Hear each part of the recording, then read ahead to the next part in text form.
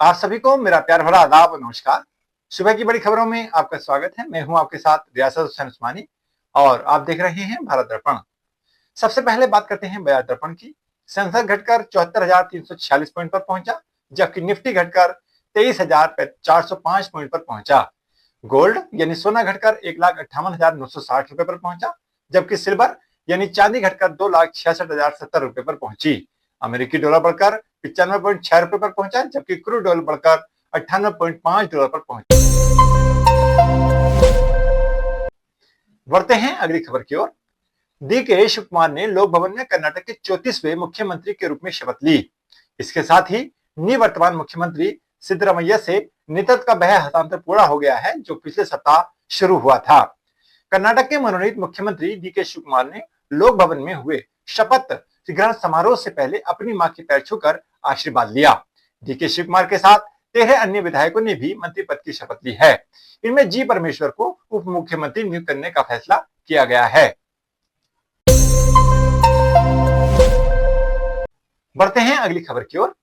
असम के मुख्यमंत्री हिमंत बिश्व शर्मा ने बुधवार को राष्ट्रपति द्रौपदी मुर्मू से शिष्टाचार मुलाकात की। इस दौरान उन्होंने राष्ट्रपति को राज्य में तेजी से हो रहे आर्थिक विकास और भविष्य के विकास के रोड मैप से अवगत कराया। यह बैठक काफी महत्वपूर्ण मानी जा रही है, क्योंकि लगातार दूसरी बार असम के मुख्यमंत्री का पदभार ग्रहण करने के बाद उनकी राष्ट्रपति के साथ यह पहली आधिकारिक मुलाकात थी। बढ़ते हैं अगली खबर की ओर। भारतीय रिजर्व बैंक यानी आरबीआई ने मीडिया में छपी उन रिपोर्टों को पूरी तरह खारिज कर दिया है, जिनमें दावा किया गया था कि केंद्रीय बैंक ने लगभग 12 अरब अमेरिकी डॉलर के बराबर स्वर्ण भंडार बेच दिया है। वित्त मंत्रालय के अधिकारियों ने भी इसे गलत सूचना बताते हुए साफ किया है कि केंद्रीय बैंक की तरफ से इस तरह का कोई लेन देन नहीं हुआ है। केंद्र सरकार की press information bureau, fact check और आरबीआई की तरफ से अलग अलग प्रेस विज्ञप्ति जारी कर ब्लूमबर्ग नाम की एजेंसी की तरफ से प्रसारित रिपोर्ट को गलत करार दिया गया है। उक्त रिपोर्ट में कहा गया था कि आरबीआई ने मई 2026 के मध्य तक स्वर्ण बेचकर विदेशी मुद्रा अस्थियों को मजबूत किया है।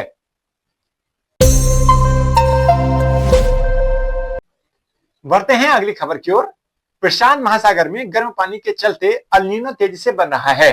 विश्व मौसम विज्ञान संगठन यानी डब्ल्यूएमओ ने इस पर जारी अपडेट में चेतावनी दी है। इससे वैश्विक तापमान और बारिश के पैटर्न पर गहरा असर पड़ेगा। साथ ही आने वाले महीनों में मौसम संबंधी घटनाएं बढ़ने का खतरा है।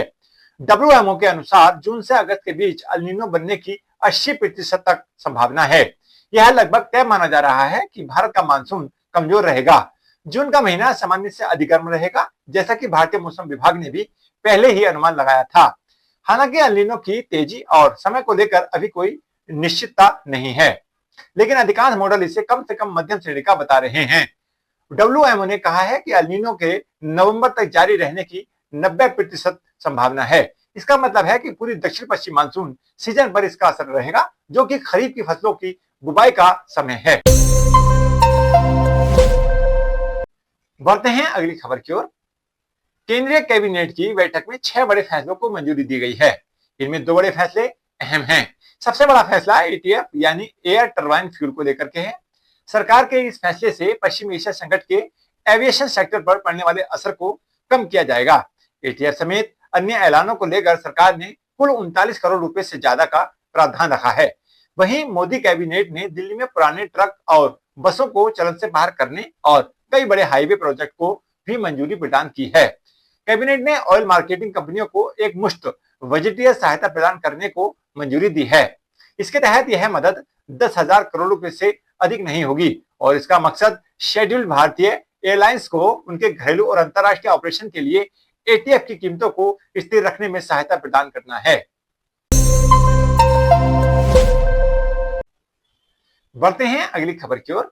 वैश्विक अस्थिरता के बीच भारत की विकास दर वित्तीय वर्ष 2026-27 में 6.3% और वित्तीय वर्ष 2027-28 में 6.4% रहने का अनुमान है।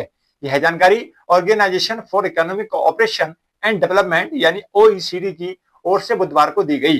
रिपोर्ट में कहा गया कि चीन की विकास दर में नरमी देखने को मिल सकती है। इसकी वजह से एनर्जी से जुड़ी संवेदनशीलता और रियल एस्टेट सेक्टर का दबाव बना रहेगा। हालांकि एनर्जी मिक्स में रिन्यूएबल एनर्जी की हिस्सेदारी बढ़ना, पर्याप्त तेल भंडार और पेट्रोल की कीमतों पर कैप इसके प्रभाव को कुछ हद तक कम करने की कोशिश कर रहे हैं। बढ़ते हैं अगली खबर की ओर। सुप्रीम कोर्ट ने एक महत्वपूर्ण फैसले में कहा है कि अगर बैंक और कर्जदार लोन खाते के निपटारे के लिए समझौता कर लेते हैं तो उसके बाद लोन डिफॉल्टर के खिलाफ आपराधिक कार्रवाई जारी नहीं रखी जा सकती। अदालत ने चेतावनी दी है कि ऐसी कार्रवाई को अनुमति देना न केवल दमनकारी होगा बल्कि पूरी अर्थव्यवस्था पर इसका बुरा असर डालेगा। जस्टिस बीबी नागरत्ना और जस्टिस उज्जवल भुइयां की बेंच ने एक बिजनेसमैन की याचिका स्वीकार करते हुए उसके खिलाफ चल रहे आपराधिक मामले को रद्द कर दिया है। बेंच ने कहा है कि बैंकिंग लेन देन मूल रूप से व्यावसायिक मामला होता है।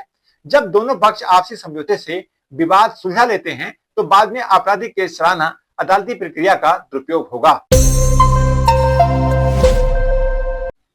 तो ये थी सुबह की बड़ी खबरें।